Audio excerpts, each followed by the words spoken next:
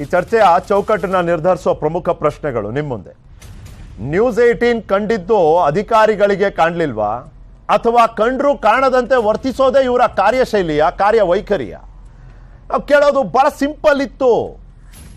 ನಮ್ಮ ವರದಿಗಾರರಿಂದ ಕೆಲವೇ ನಿಮಿಷಗಳಲ್ಲಿ ನಮ್ಮ ಜೊತೆ ಇರ್ತಾರೆ.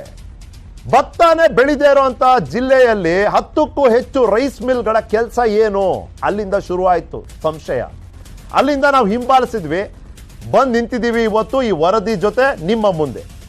ಹಿಂದಿನ ಬಾರಿಯೂ ಕಾಂಗ್ರೆಸ್ ಸರ್ಕಾರದ ಅವಧಿಯಲ್ಲಿ ರಾಜ್ಯ ಕಂಡ ಸೋರಿಕೆ ದುರ್ಬಳಕೆಯನ್ನ ಈ ಬಾರಿ ಆದರೂ ತಡೆಯುತ್ತಾ ಸರ್ಕಾರ?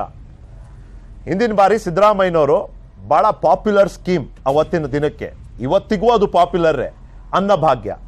ಅದಕ್ಕೆ ಕನ್ನ ಹಾಕುವಂತ ಕೆಲಸ ಮಾಡಿದ್ರು. ಕಲ್ಯಾಣ ಮಾಡೋದಕ್ಕೆ ಮುಂದಾದಂತ ಸರ್ಕಾರದ ಉದ್ದೇಶದ ದುರುಪಯೋಗ ಪಡ್ಕೊಳ್ಳುವಂತ ಕೆಲವರು ಇದ್ದಾರಲ್ಲ, ಅವ್ರನ್ನ ನಾವು ಹಿಡಿಬೇಕಾಗಿದೆ. ಎಷ್ಟು ಜನ ಹಿಡಿದಿದ್ರಿ ಲಾಸ್ಟ್ ಟೈಮು? ಅಂಕಿಅಂಶ ಇದೆ ನನ್ನ ಬಳಿ, ತೋರಿಸ್ತೀನಿ. ಇನ್ನು ಕಲ್ಯಾಣ ಕಾರ್ಯಕ್ರಮಗಳ ಫಲಾನುಭವಿಗಳಿಗೆ ಸಿಗದಿದ್ದಲ್ಲಿ ಅಥವಾ ಬೇಕಿಲ್ಲವಾದ ಪರಿಸ್ಥಿತಿಯಲ್ಲಿ ಸರ್ಕಾರದ ಪಾತ್ರ ಏನು? ಬೇಕಿಲ್ಲವಾದ ಪರಿಸ್ಥಿತಿ ಅಂತ ಯಾಕೆ ಕೇಳ್ತಿದ್ದೀನಿ ಅಂತ ನೀವು ಅನ್ಕೋಬಹುದು. ಈಗ ನಾವು ಹೇಳೋದು, ಹೊಟ್ಟೆ ಹಸ್ಕೊಂಡು ತನ್ನ ಮನೆಗೆ ಬಂದಂತ ಉಚಿತ ಅಕ್ಕಿಯನ್ನ ಅಥವಾ ₹1 ಅಕ್ಕಿಯನ್ನ ಮಾರ್ಕೊಳ್ಳೋಂಥ ಕೆಲಸ ಯಾರಾದರೂ ಮಾಡ್ತಾರಾ? ಹೊಟ್ಟೆ ಹಸ್ದಿದ್ರೆ ಅವ್ರಿಗೆ ಅವಶ್ಯಕತೆ ಇದ್ರೆ ಅದನ್ನ ಮನೆಯಲ್ಲೇ ಇಟ್ಕೋತಾರೆ. ಇದನ್ನ ಹೊರಗಡೆ ಮಾರಾಟ ಮಾಡಿದ್ದಾರೆ ಅಂದ್ರೆ ಅವ್ರ ಅವಶ್ಯಕತೆಗೂ ಮೀರಿ ಪೂರೈಕೆ ಆಗ್ತಿದೆ ಅಂತ.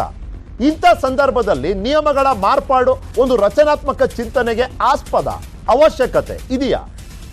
ಅನ್ನಭಾಗ್ಯ ಅನುಷ್ಠಾನದ ವಿಷಯದಲ್ಲಿ ಪರಸ್ಪರ ದೂಷಣೆ, ಎದುರಾಳಿಯನ್ನ ತಪ್ಪಿತಸ್ಥರು ಅಂತ ಸಾಬೀತುಪಡಿಸೋದು, ಮತ್ತೆ ಅಕ್ಕಿಯ ಪೂರೈಕೆ, ಈ 3 ವಿಷಯಗಳಲ್ಲಿ ಆದ್ಯತೆ ಯಾವುದಕ್ಕೆ ಅಂತ ಕೇಳ್ತಿದ್ದೀವಿ. ಇವತ್ತು ಬರೀ ದೂಷಣೆ ಪ್ರತಿ ದೂಷಣೆಯನ್ನೇ ನಡೀತಾ ಇರುವಂತ ಈ ಸಂದರ್ಭದಲ್ಲಿ